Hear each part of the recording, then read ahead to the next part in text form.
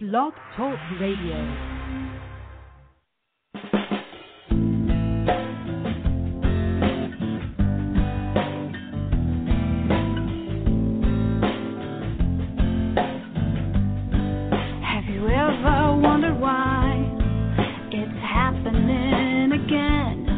Welcome to MindShifters Radio with your co-host, the Forgiveness Doctor, Dr. Michael Ryce, and his wife, Jeanie. Michael and Jeanie share with you the wisdom of the ancient Aramaic internal process of forgiveness. They offer tools and support 5 days a week. They will support you in building a solid foundation within yourself to live in pure love. In Aramaic, Rachma. Michael is the author of So Why Is This Happening to Me Again? For more information on Michael and Jeanie, please visit www.whyagain.com. And now your co-host, the Forgiveness Doctor, Dr. Michael and Jeanie Ryce. To the brightness within you and the truth that is rooted within me. Hi, and welcome to MindShifters Radio. Dr. Michael Ryce. Our call-in number is 646-200-4169. Press 1. That puts you to talk to us. We'd love to hear your comments. And we're trying to get situated here. Tangled apologies, everyone. We hope that you've had a wonderful week, and we want to welcome you to the show. If you're on the switchboard and you have a question, press 1. It definitely helps the show when we're answering your questions and we're addressing what's up for you instead of just talking on their own. And Michael's loading the car right now. We're getting ready to head out of St. Louis and go over to Kansas City and then back to Heartland. So he is busy packing the car. He'll join us here very shortly. And we want to welcome you to the show. I see Nene is in the chat room. I'm assuming you're still in Venezuela, Nene. It's good to see you. Welcome to the show, and welcome guests. What we talk about on this show is forgiveness from the Aramaic. It's different from what this culture, it talks about, well, I forgive you or I forgive myself. And that's the same as pardoning, which is a good thing, because if you've linked some kind of an issue with a person and you pardon them for bringing that up for you, then it does help to break that link and to get back to a connected space. But if I am upset over something in our interaction and I say I forgive you, which is letting you off the hook for bringing it up for me, then I have done nothing to address my issue. True forgiveness from the Aramaic means I'm going to go inside and address my issue so that regardless of what's happening in my world, I can stay in a connected space. Now, that is a process. It is not always easy, and I am not there 100% of the time. I don't think I know anybody who is, but it is definitely a process. And together, with the support of others who are doing the same work, we can get there. Michael quotes an African proverb often that says, if you want to go together.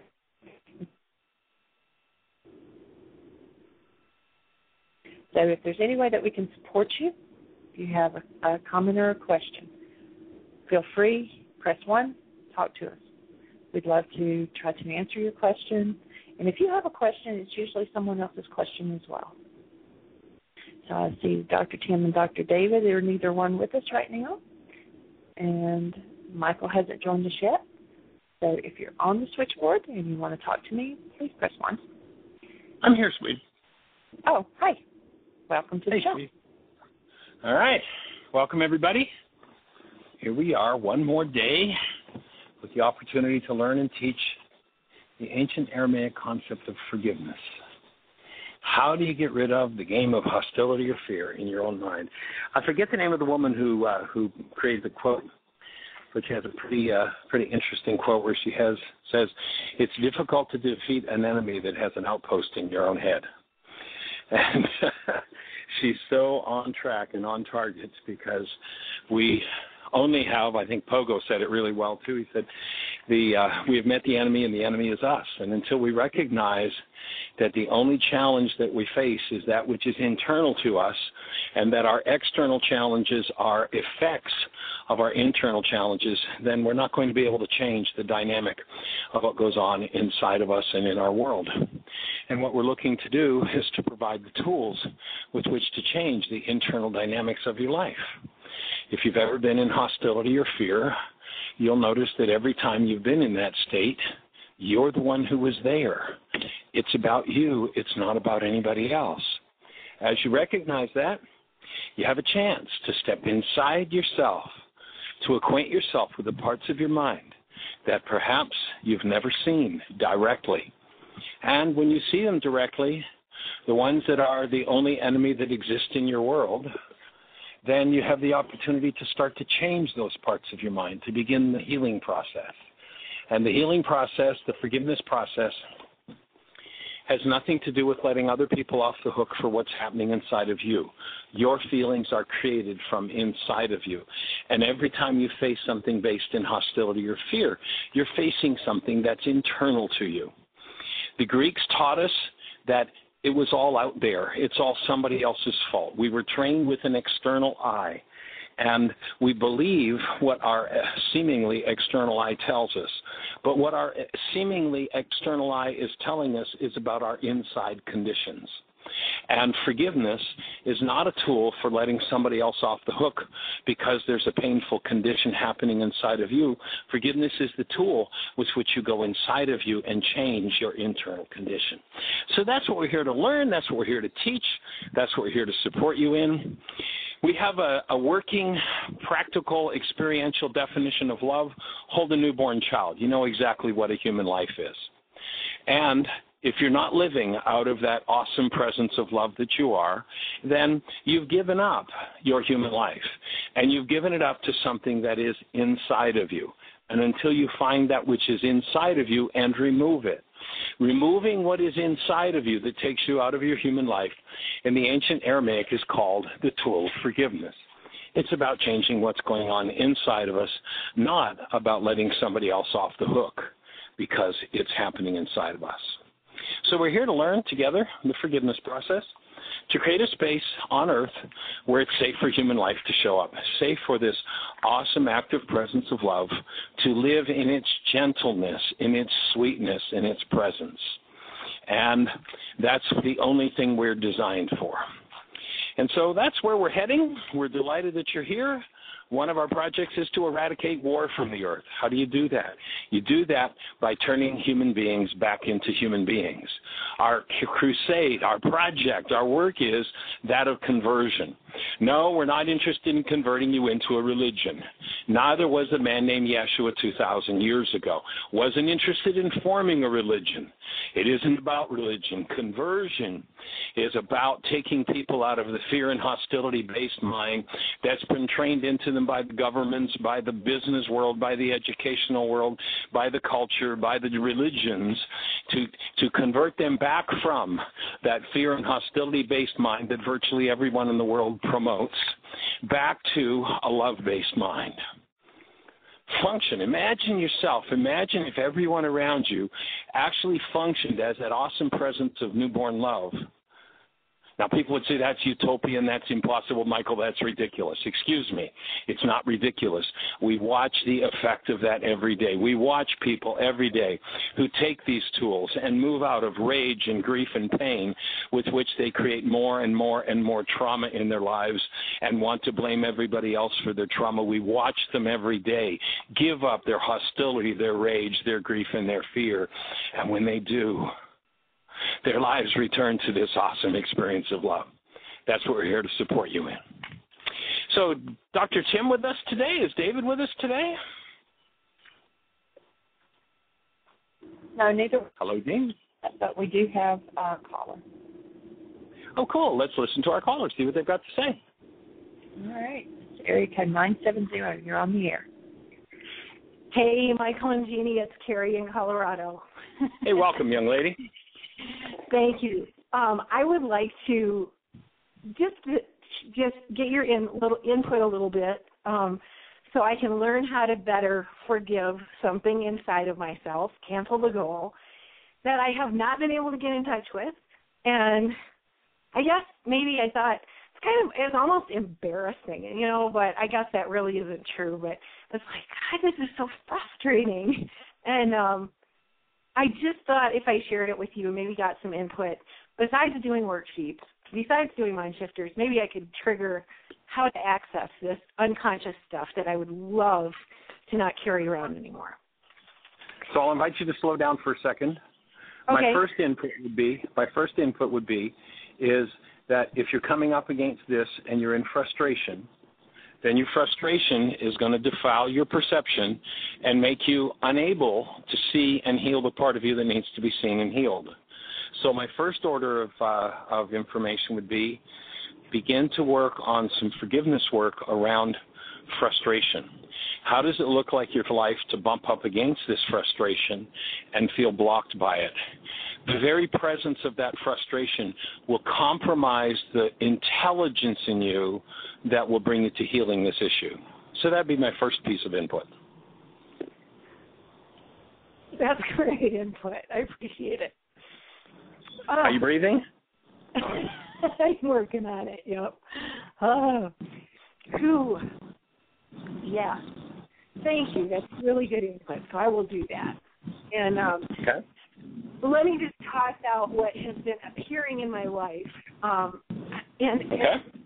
It's interesting because a guy I was married to for 12 years, who you also know, is a great guy, used to say to me, Carrie, when your crises appear or your illnesses appear, they seem like they hit you really fast and hard and they're gone really fast. And he said, mine come up and they just linger for months. And, and it was an interesting observation. Neither one of us completely knew what that meant, but it does seem to be sort of how my life, expresses itself. So in the last 3 or 4 days, I had the little toe incident, and actually that little toe is healing really well, really, really, really well. And I did a little soaking of it, and but it's much better. And I did a lot of worksheets on that. So then in the last 3 or 4 days, I tend to carry a glass quart jar around with me to drink water in, and that's how I drink my water because I like it in the glass. And so I had this glass quart jar in my hand, and I was just holding it, and I guess not paying attention, I'm not sure what, it just slid out of my hand onto the floor and broke. And I was like, okay, and I cleaned that up. Then the next day, I was putting dishes in my dish drainer, and a favorite bowl, quote unquote, I don't get too attached to dishes, but that's a bowl that I like to heat my salad in, just slid to the floor and broke also. And then I was caretaking some dogs and for some friends, and the dog happened to be sick, and I was backing up to go into their driveway, and a cat was in the way, and so I wanted to make sure I didn't hit the cat, and instead I hit the fence and put a dent in my car, which I'm going to have to fix, and broke the fence, which I temporarily repaired, but we'll have to fix further. And I'm just saying to myself, what is going on here that I'm not accessing? Why these? I always feel like, I have trained myself over many years. When something happens in the physical world, I just say, okay, what energetically is trying to get expressed here that I'm not consciously aware of, and can I identify it, and so that I can clear it or be with it or heal it or whatever. So that's been a practice of mine for many years. So I'm a little stuck, I guess. So any input would be helpful. And I will do worksheets on frustration because I think that'd be a really good idea. Well, and you might find that as you deal with that frustration, your frustration is what promotes unconsciousness. When we move body parts into places where they get hurt, it's because we're unconscious of those parts and their movement. We're out of touch with them.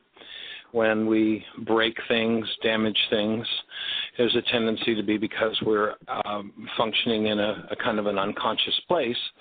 And my input would be that perhaps what you're dealing with right now is processing through. You've been doing a huge amount of work for over a year now, and it sounds like you're processing through some of that old unconsciousness.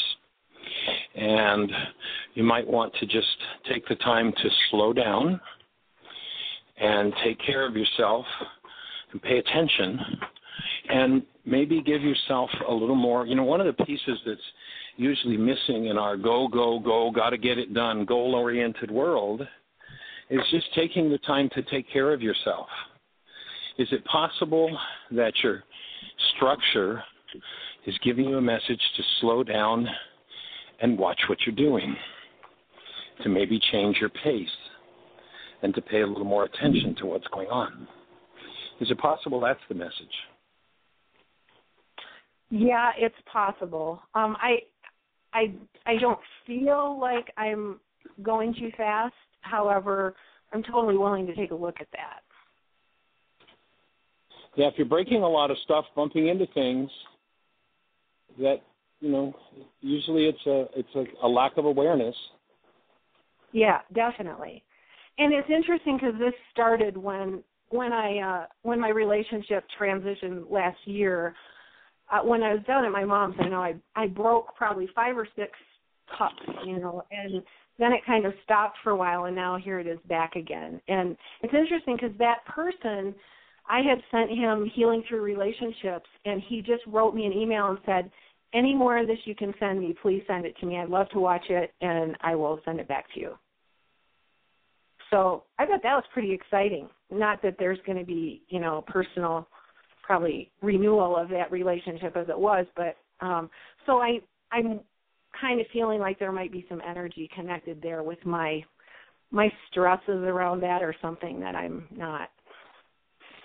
It's just amazing to unravel all this stuff, It's like, yeah. If you remember from the intensive, to listen to your speech, because your speech will tell you what's going on in your unconscious. Right. If you really believed that this relationship is complete, then your speech would be about how, well, knowing this relationship is complete, I'm going to open the space to create a new love in my life.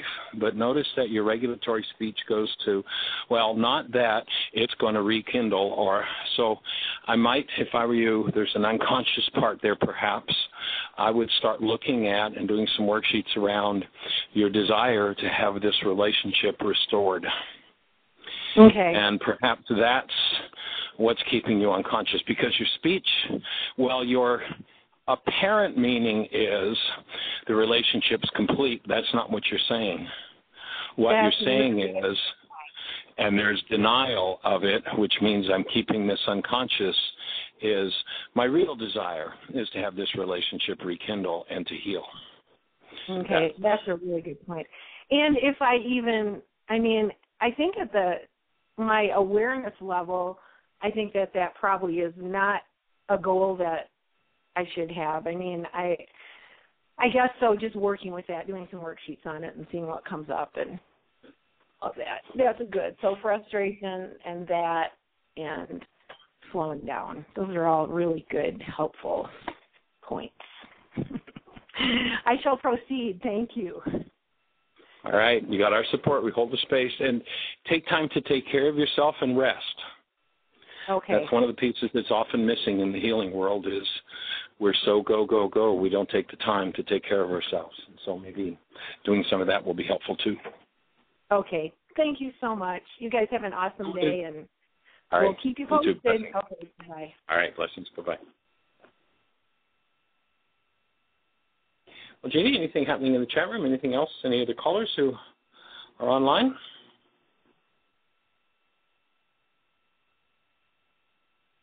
Okay. Nene's in the chat room, and she said, and more teaching coming. Why again? This past Wednesday, another interview on the radio where I spoke about the distorting power of what I desire and canceling goals. Next week on Saturday, September 1st, she's doing Why to me again. Another second Why workshop. So she is still in Venezuela, and she's passing the work around, and that's awesome. Thank you, Nene. That's fabulous, Nene. We're excited for you and by what you're doing. That's awesome. Wish we could be there with you. Maybe one of these days we'll get our Spanish down pat and come spend some time in South America. And I did get an email from Dr. Tim, and he has a meeting that's going to last a big part of this afternoon, so he's not going to be able to be on the show today. And I'd say David is now out in the desert and doesn't have cell signal, so he's not with us either. Probably, yeah. So do we have any other callers? No, nobody has their hand up. Julio had said he might call in, but I don't see him on there. And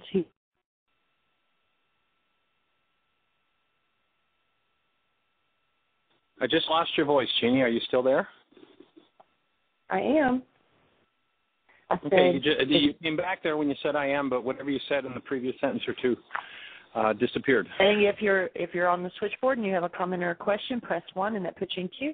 And somebody just put their hand up. So area code. Oh, cool. 305. You're on the air.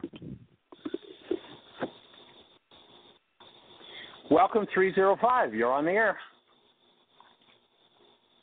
Hello. Hello. We got you. Oh, cool. I'm 630. This is Mark. 630. Okay. Hey there, Mark. Showing up on the switchboard.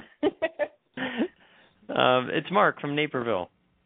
Hey, welcome. You know, the other day you mentioned that things were moving forward in the family system, but you didn't say much about it. If it's appropriate, I'd love to hear more about what's happening with introducing these tools to the family. That would be cool. And then whatever else you have in mind, of course. Well, with the family, what I have done is worked with the family on coming up with a commitment letter, a family commitment letter, and got all kinds of ideas. And then I wrote it, and I looked at yours and kind of crafted one that everybody could appreciate, and read it, and they all kind of groaned like it was too long. So I decided to take a smaller section, which is really just about how we treat each other. That I commit to my family to treat you lovingly and with respect and gentle and kindness and trust you and all these nice things. And so we started with that and posted around the house. So there's a couple different places where it's at. So we're doing that a little bit. Different opportunities. I'm not pushing too hard on the family, but just different opportunities are coming up. For example, my wife had a rash come up that's kind of this recurring thing, and I said, hey, if you'd like, I'll do some worksheets with you on that. And this was yesterday, and I thought she'd say no because she hasn't.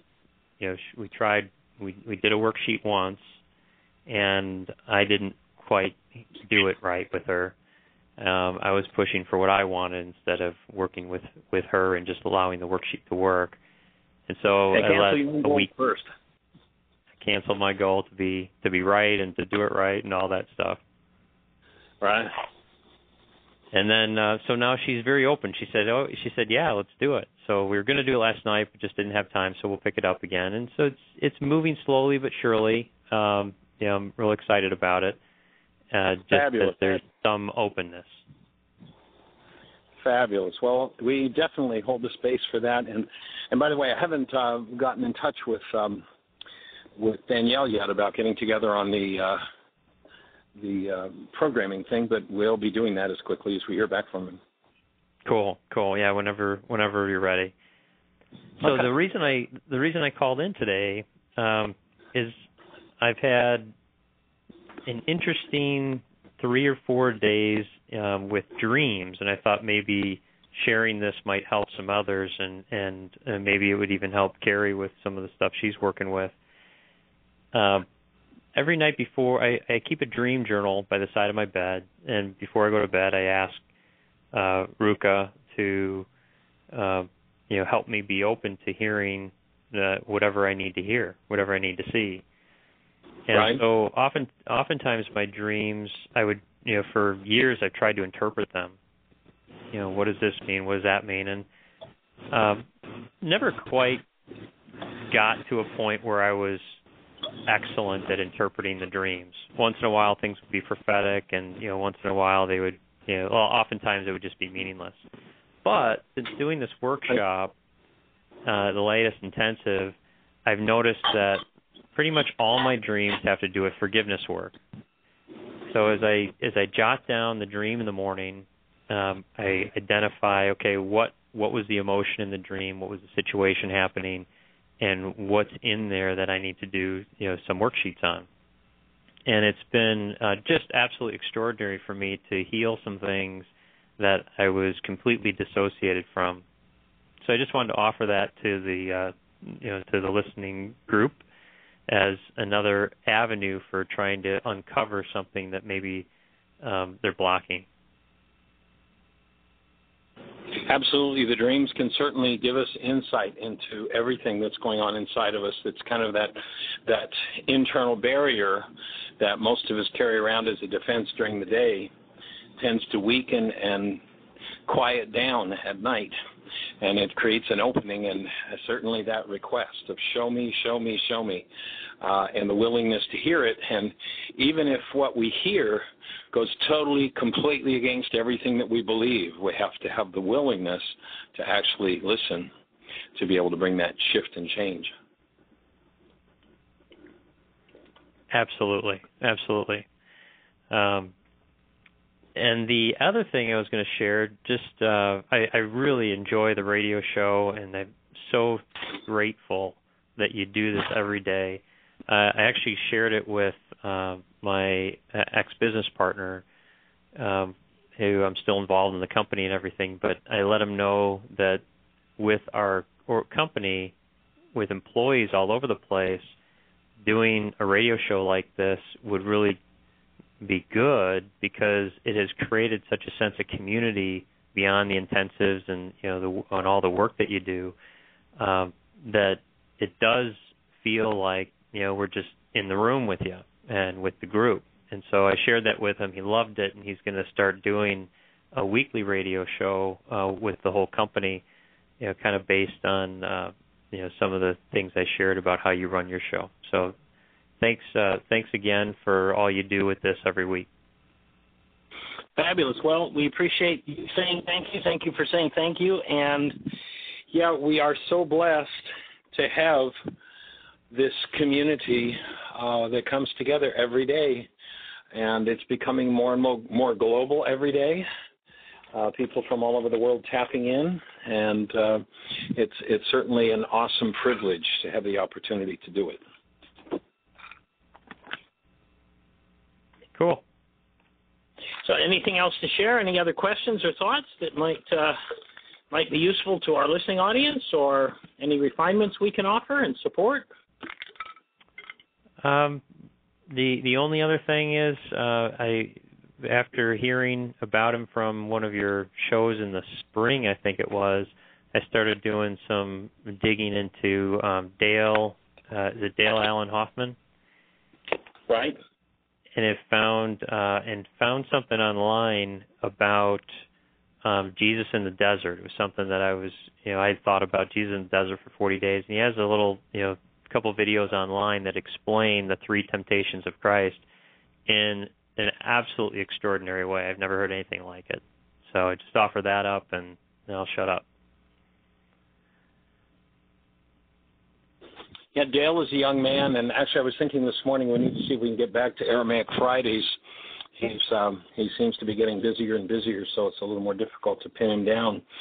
But he actually came to Heartland the first time back when he was 15, started to work with the tools. He was a musician at the time, and then kind of went off and did his musician thing. And about, honey, when was that? Maybe 6 or 7 years ago, he and I reconnected. And he came back and did some Y workshops, and, his interest had been the Aramaic all along. And he's really becoming quite an Aramaic scholar in the world, and we communicate with him often.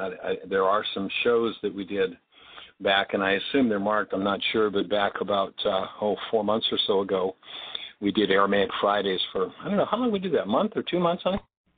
We just did it for 1 month.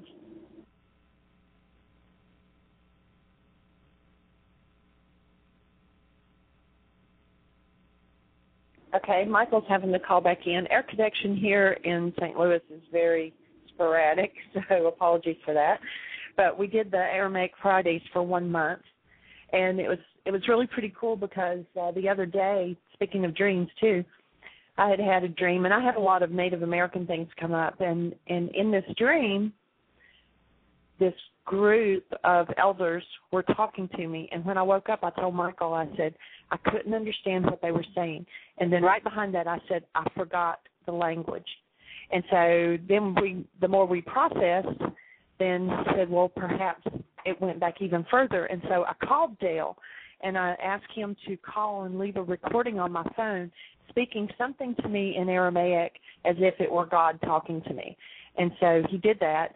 And then at the end of, he spoke in Aramaic, and then he told me what he said, which he was actually reading from John. And then he came back and he said that the Lakota, I believe I'm right on that, Michael, language is very, very similar to Aramaic. And so that ties in perfectly with the Native American and the Aramaic together. And so that's something that I've been processing through too. And so he's been very helpful with that as well. Yeah, the Lakota Sioux language, I think that the Native Americans, often many of them are actually from or being one of the lost tribes of Israel, as are the Hawaiians. In their purest form, the Hawaiian language has a lot of similarities and a lot of concepts that only exist in Aramaic otherwise. So yes, it's wonderful, and we'll have to see if we can get him back on Aramaic Fridays again. That would be cool. Yeah, he's doing a lot of traveling right now, so I know he has been very busy. Nene just put in the room. She said that she was invited to attend a political meeting for the elections and spoke about the Venezuela unconsciousness as a country and how to dismantle from the past and create a new Venezuela. One of the directors of the Democratic candidate is coming today and is going to do forgiveness work with her. And she's really happy to be part of the team. She says, my idea is that if a substantial group of Venezuelan citizens engage in the healing work and we start dismantling all the hostility and fear represented by the dictator, then we as a country can create the leader as a result of the collective shift in consciousness.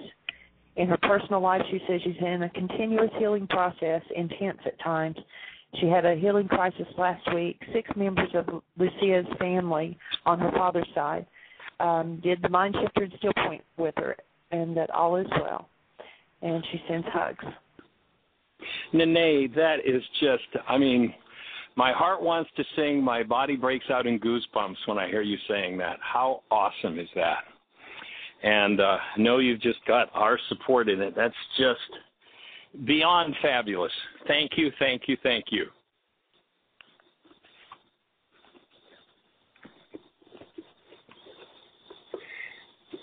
So, anything else to share, Mark? Just a thought for Jeanie. You're talking about the dream and how you weren't able to understand the language of what was being communicated with you. Right. Just a suggestion before you go to bed to ask Ruka that if it's important for you to know this, that you have the dream again, but this time communicate it in English. I'll do that. Thank you. And Peacemaker had put in the chat room, too, said that there is a connectivity with a higher language. There is a universal language that's above all languages, and I totally agree with that. And I think that whatever it was in my dream, that it was a higher language. So it's awesome. That's awesome. Cool. That's it. And that communication, point, there are people who say, oh, well, God stopped communicating with the world back in the 2,000 years ago. It's like hogwash. The Creator has been in continuous communication 24/7, 365 with everybody on the planet. However, we listen. There's a quote where it said that the Creator speaks with stammering lips and another tongue. And, of course, it's all projection. We all want to blame somebody else. We listen with stammering ears. It's hard for ears, brain cells based in hostility or fear, to hear the pure message of love. It's difficult for that to happen. So it isn't that the Creator is speaking with stammering lips and another tongue. We're listening with stammering ears and brain cells based in something other than love. And as we engage in the forgiveness process, we become more and more available to that language that is based in love, which is the language the Creator's been trying to communicate with us continuously. But we have free will, and we can say thanks, but I'm not interested in listening. What I trust when the stress is up and the chips are down is I trust my rage and my attack and my ability to separate from people. If that's what you trust, then don't expect to hear much from the Creator, because the Creator doesn't speak that language. If they're the brain cells you have, don't expect much. But when you become willing and you truly invite the Creator into that internal space, watch what happens. It is awesome. And you will be taught directly. Speaking of that, one last thing. I did talk to Julio last night, and he said he wasn't going to be able to call in today, but to share that the conversation with his family was absolutely fantastic. Yeah, we communicated a little bit last night, and the last I talked to him, he had expected to be calling in today, but I guess some things came up, and I know he had some work to do. So, but we'll look forward to hearing from him maybe on Monday, because it sounds like it was a very courageous act for him to tap into and communicate with his family, have everybody come together with a therapist, and really open some space for the family to look at some issues and to move through them. So, very cool. All right, well, we've got two more callers. Jeanie, you want to open the lines up? That's area code 541. You're on the air. It's Julie. Hi. Hey, two quick things. Can you hear me? Loud and clear. Yeah, good. The Aramaic Fridays were in March. There were 5 of them, 5 Fridays. So that's Thank that. you. Yeah, and then also, they were fabulous. I love those. I have had Nene on my mind so much since I got in the retreat. I'm just hardly wait to connect with her. She has been such an inspiration, because I know she did the teacher's training last year, and I've just seen her, with hardly knowing her, but just seeing her every time she calls in, the amazing growth and expansion, and how she's so far-reaching into the world with this work, and it's still going on, and it's so exciting and thrilling. So I really acknowledge her, and I share that hope for all of us that have recently done the teacher's training also. So that's really all I needed to say, but yay, nay, nay. Well, and, what she's doing is she's doing her work. When we were in Florida back the end of last year, she pulled out her worksheets, and she had started a year ago, January, and back when we were there I guess it was in April, she was numbering her worksheets, and she was around 2,300 worksheets. And when you remove the hostility and fear-based mind, and, there are actually several shows where we processed with Nene as she went through a healing crisis in relationship issues and, some horrible stuff that had happened in relationship for her, and then family and parental issues and issues with her daughter, and she's just moved forward, and she's listening, and she's being guided. She's being told where to go and what to do and how to do it, and that's the pathway that's open to absolutely every teacher. And every person, and I should cancel that, every teacher, to every person on the planet who chooses to listen, who chooses to do their work. Yeah, listening to direct guidance is something that I really still am learning a lot. I'm not learning. I think I have a lot of resistance because I don't listen. I'll hear something and I won't follow it because I just resist. And so I'm learning to... Don't follow it. That's okay. It's okay not to follow it. Just observe it and then watch the results. Once you see, okay, if I had followed this, how different would this situation be? Then you'll begin to discern when you are being directly guided. And then it'll become easy to... Oh, okay. Yeah, just keep noticing the results. Yeah. Well, thank you. Thank you. I'll let someone else be on now. I'm good. Thank you. Oh, I don't hear you. His phone just went down again, so he was sitting there talking, but he heard you and was saying it's awesome and just to be with it. And so that's phenomenal. Thank you, Julie. And Nene did She is now on 2,259 worksheets. And Wow. she was certified in teacher's training in August of last year, 2011. Wow. So she's doing Yeah. 5 a day, huh? Wow. So that's awesome. Yeah. I'm doing my 5 a day since the teacher's training. So, and it Yes, feels you awesome. have been. That's great. Mhm. Okay. Well, thanks for calling in, Julie. We love you. Okay. Go ahead and find another caller. I'm sure you have one. All righty. See ya. Okay, caller 765, you're on the air. Hi, Jeanie. This is Sunny calling back. Oh, hey. How are you, Sunny? Oh, hanging in here, girl. With my, just being, I guess maybe at a distance from you as through the illness and so on, and the church here having, our minister retire and so on. Michael has been as personally helpful as he can be. I just wondered if maybe you can, in Michael's inability to reciprocate with us today, is there any one key underlying thought, feeling, philosophy, or whatever that is held by a person that would hinder or stop their financial flow, your abundance and prosperity? It's make every effort. I'm very blessed. I just plug away at it every day, and there's just really no explanation or definition as to why things aren't working. Okay, are you doing worksheets, Sunny? Yes. And have you done them? Well, obviously they weren't consistent during my illness, and I just resumed them, and mostly, and I don't know how to attribute this without sounding like I'm placing blame or shifting responsibilities.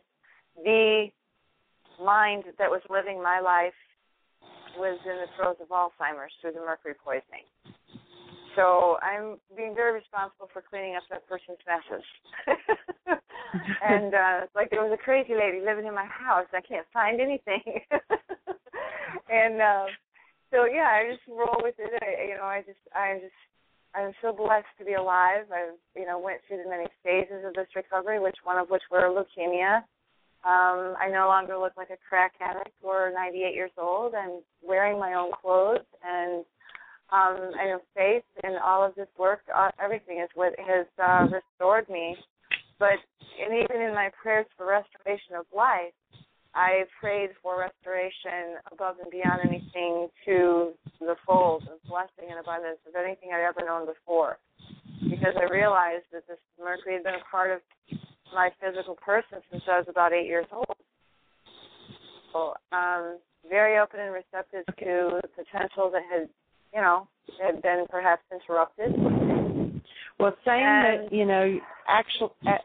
acknowledging, that you're blessed and acknowledging the pluses and all of that's awesome and good. But if underlying it, there is a part of you that believes that you can't deserve it or something of that nature, that's yelling louder than saying, I'm blessed. And so that's the part that you've got to clean up. Right, and that's what I say. I don't know where I'm not getting independently here without being, we're through a season with you at Heartland and personal availability here. Doing the very best I can on my own. That's why I was just wondering if there was some key underlying, what part of me is still trying to die off everything that's left of my life. Okay. Michael has now rejoined us on the phone, so maybe he can address that. Just make that last statement again, if you would, Sonny. I didn't hear it. How do I believe that maybe you did? There seems to be something happening here, maybe in the subconscious of where, how is it that maybe I'm trying to die off everything that is left of my life? I mean, my flesh has survived this, but I have a beautiful shop. I have, without sounding conceited, I'm very blessed to be very talented and artistic. I do, national corporate trade shows. I offer the holistic work, the Reams testing. Every effort, even without effort, just being and relaxing into it all. It's not happening. the financial flow. And my original question to Jeanie before you came on was, is there a key mind shifter, or is there an underlying thought, feeling, or belief that a person holds that would stop your abundance and your prosperity? I think Jeanie. Yeah, I think Jeanie hit the nail on the head. I don't deserve it, and that might be from my own experience of life. It might be genetic. A good mind shifter to work with in that arena is I always earn and am able to keep twice as much as I can spend. So if you want to jot that down, I always earn and am able to keep twice as much as I can spend. And then to refresh your mind on how the mind shifter works, you write that on one side of the page, you divide the page in half, and anybody that's listening who doesn't know what we're talking about with mind shifters, you divide the page in half and write that thought on the left side of the page, and then write every thought that comes up in response to it on the right side of the page. And for most people, of course, the first thought is, you're crazy. What are you talking about? That's not true. And so what you do is you just create a space where you're in your own space. Telephones are turned off, doors locked and closed. You're totally on your own. You've got 2 hours, and you just write that thought over and over and over again. And you write on the opposite side of the page every thought that comes up in response to it, the good, the bad, and the ugly, every sensation in your body. Pay attention to what's going on in your body. Gee, I've got a pain in my knee. My neck hurts. Oh, I need to go pee. Every avoidance thought, just make note of everything and allow yourself to get into kind of a flow where it's a stream of consciousness kind of thing, and you just do a brain dump of everything that's there. And then you'll see perhaps some of the areas where some worksheets would benefit you by using that mind shifter. You do. Yeah, you just kind of pick out keywords, thoughts, emotions that lead to the key. And then as I was taught through your student, Jane, that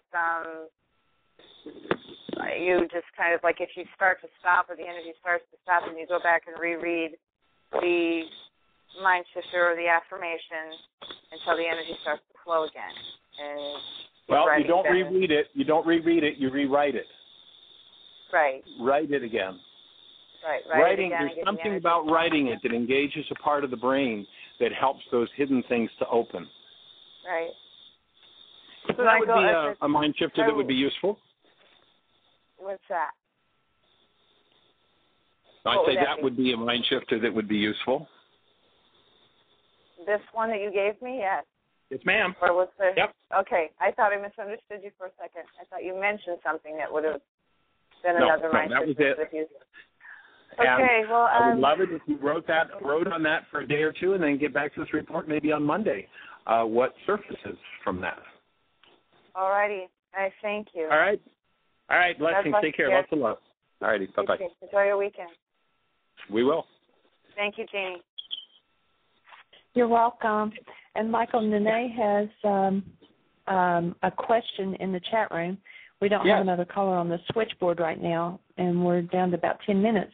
But she was asking about, you have mentioned in past workshops about working with a group of women, and about 6 months later that freedom was manifested. And I told her that I thought that it was the wall in Berlin that was built by the Germans, and it physically came down in 1990.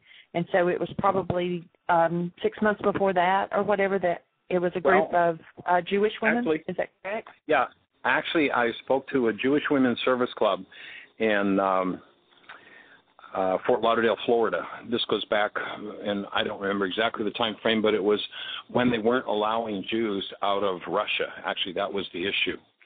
And the speaker before me was up there railing about, the whole mindset of never again, and we'll fight it, and we'll die for this cause, and all of that, which left me with some interesting processing I had to do to get up in front of them and deliver a message of responsibility and forgiveness. But there were about 200 women there, and these 200 women did a forgiveness process around the refusal of the Russian government to allow the Jews out of Russia. And, I mean, they just went right. I mean, you can go back to the whole foundation of the Jewish teaching. You know, you listen to Job, and Job says, he delivers a message. He says, that which I feared most has come upon me. If my fear is poverty, guess what I'm going to create with the amplifier, the emotional amplifier fear? I'm going to create poverty. If my fear is disease and suffering, guess what I'm going to create with my fear, my emotional amplifier for disease and suffering? I'm going to create more of that. And so they just, you know, it's totally the Jewish message. Bring forward, you know, a couple thousand years, and you hear Yeshua, who's Jewish, who understands the physics of how the world works, and says, here's what has to happen. Forgiveness. You go inside yourself and remove what never belonged. And when you remove what never belonged, you stop creating what never should have happened. We're creators. We set these things up. So this group of 200 women, just totally in harmony with that message, went, yes, we're responsible for this. Are we to blame? No, we're responsible. There's a part of us playing into it. Let's do some forgiveness and uncover the part of us that's playing into it and change it. And it was about 6 months later when they started to let the Jews out of Russia. And when I heard that news item, it was totally and completely like chills, because I got that it was the work that those 200 women did that changed energetically that dynamic. Now, lest you think that how could the work that some people in Fort Lauderdale do affect the Russian government? Well, when you recognize that you're a creator, the Creator makes a commitment to you and says, you ask me for what you want, and I'll bring you what you need to accomplish it. If you need violence and viciousness to accomplish your deepest, darkest goals, then violence and viciousness will show up in your world, and I promise you your deepest, darkest goals will be accomplished. Even if you hate them, they will be accomplished because they are in you. That's the promise of the Creator. I'll bring you what you need. And if I have to bring it from the other corner of the globe, it will show up in your world. Now, when you recognize that you take part in everything that happens in your world, and you choose to access and remove that part of you that is responsible, not to blame, but is responsible for that happening in your space, then all of a sudden all of those dynamics change, and people start to show up differently. Life changes around you. And if you need for people to, you know, support you being in poverty, believe me, people will support you being in poverty. Because if your image of self-creator is that of one who designs poverty, even though they struggle and strain against it, the deepest unconscious part of you is what controls the game. Again, go back to the ancient physics psychological language called Aramaic, and they said, take care of the heart, for out of it are the issues in life. You're a creator. The heart is the dissociated mind. What you hide from yourself, what you don't want to deal with, is what you get to show up again. So if you live in a world of never again, guess what's coming down the pike? Guess who's coming to dinner? Someone who's going to help you to deliver that one more time. Forgiveness allows you to go into that part of your mind that holds whatever the never again is about. Oh, I deserve to be punished. Well, then somebody will show up to punish you. If you heal the part of you that says, I deserve to be punished. Well, why would I think I would deserve to be punished? Well, maybe I was 3, and I threw sand in my brother's face in his crib when I was a child, and my mother came down on me with all 4 feet and whipped me and beat the message into me that I deserved to be punished. The child who never accesses the pain and trauma of that beating and of that message, and never brings that message forward in themselves for exposure to love, to be healed, will spend their whole lives finding ways to punish themselves. Horrific diseases, poverty, disaster after disaster after disaster. When one engages in the forgiveness process around an issue like that, then they begin to directly access that memory of the 3-year-old. And what the 3-year-old took on. And with the presence of active love in them, begins literally to dissolve that energetic dynamic in their heart. And then the person who yesterday would walk right by the shop, repelled by the energy of poverty there, all of a sudden having an energy of receiving and going, oh, I've been looking for a gift. I've got 1,000 shops I could go to. That's the one with the light for me. That's the one I want to go to. Then that person shows up at the shop and says, oh, wow, I want this and this and this and this. And all of a sudden I do a day that's 10 times what I've done in the last 5 years of poverty. When I take responsibility and begin to clean out those parts of my mind, those parts of my mind begin to heal. And now, out of my heart comes a whole new issue. What's the issue? Abundance, joy, delight, aliveness, health, well-being, the things I deserve. Every human being deserves those things simply because the Creator put the breath of life in them. You don't have to do anything else to qualify for absolute, total, complete abundance. You go back to Yeshua and he says, I come to bring you life and bring it more abundantly. You deserve it just because the Creator put the breath of life in you. Nothing else is required. However, you were given free will. There is an abundance of poverty for anybody that needs it. All you have to do is have the mind energy of poverty and deny it and dissociate from it and blame it on everybody else. When you recapture that part of your mind, expose it to love, that dissolves and everything starts to change. That's all. It's pretty simple. So, Jeanie, you've got a caller for us, sweetie? I do, and we're down to about 3 minutes. Area code 517, you're on the air. Hello, everyone. It's Rex calling. How are you doing? Hey there, Rex. I'd be well. How about you, sir? Excellent. Doing well. I wanted to mention, great program, by the way. I tuned in a little late, but what I've heard so far has been fantastic, as is always. I wanted to mention that I'm doing a workshop tomorrow called Experiencing Pure Joy by Embracing Your Inner Child. And as is with all my work, the foundation of the work that I've learned from you, Michael, and I incorporate much of your teachings into the workshop. And we have 10 or 12 pre-registered, which I'm excited about, and it's great. We'd like to have anyone else that might be on the program join us. It will be in Grand Rapids. So you're in Grand Rapids, Michigan tomorrow. What time? The registration starts at 10:15, and pre-registration is $40, and at the door is $50. And if anyone has attended any of my workshops, they can come to the workshop for $35. And if they bring a guest with them and they have attended a previous workshop, they can get another $10 off their fee, and bring a few, they can come for free. So the purpose is to get as many people there as possible. And to get the message out about forgiveness and healing, and just excited about this workshop. It's the third time I've actually done this workshop in the last year and a half, and it is since the 18 days or so that I spent at Heartland, so much has shifted. There's just a whole different perspective on this work that is happening inside me, and I'm excited about sharing that with people. Well, I'm excited that you are sharing it with people, Rex. And so Rex's website is stillpointbreathoflife.com. And I don't know, have we got the flyer? Is the flyer on our website too? Do you know, Rex? I sent it to both you and Jeanie, but I didn't call you and tell you I was sending it. I know how many you get, so you may not have opened it. Yeah, but we've been on my really website. Yeah, we've really been hectic. But just go to Rex's website for details. Grand Rapids, Michigan, tomorrow, starting at 10:15 in the morning. Fabulous. Well, we're delighted you're on the team, Rex. Along those lines, Rex, Dr. Tim talked with Danielle and Susan this morning, and they said that they're working on getting the site up so that facilitators like yourself can have your own page on the website where you can post things like that, so you're not dependent on us to get it up there and out there for people. And we are out of time.